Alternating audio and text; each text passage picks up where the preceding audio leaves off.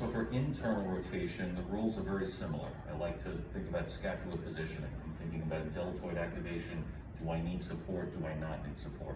All those things are kind of the same as for external rotation. A couple of things I'm going to highlight here is if I'm doing it with a little bit of support, you can see now I've changed where the band is attached. It's attached a little bit higher. I'm going to come off camera here.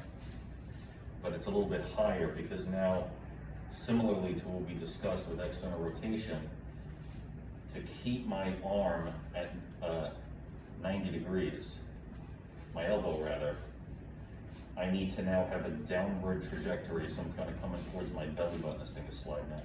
Coming towards my belly button. I would stand farther away from this, but just for the camera's sake. So I would probably stand somewhere out here, so I have tension throughout most of the range.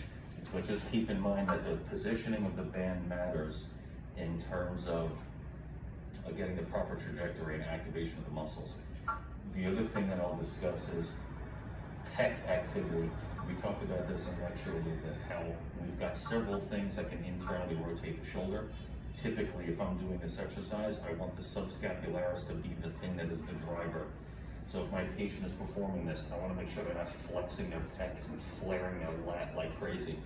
They need to be deactivating those muscles, and as they pull in, I'm checking for A, if they're anteriorly tipping the shoulder blade, or B, if they're excessively activating their pec. And this is probably a little too heavy for me. I actually can't do this.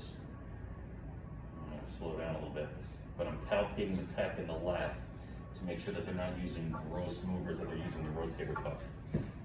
If I'm going to be doing this at 90-90, I'm going to make this higher so that the band's not wrapping around my arm. And just to give you a little demo here, attack the shoulder blade back. Same thing, I don't want the pec to fire.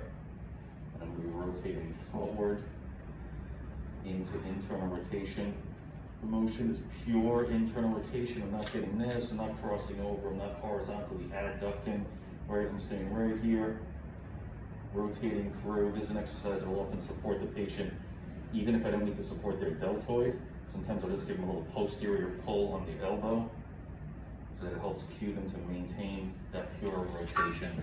Again, watching the pec and the lat to make sure I'm not getting those muscles activated.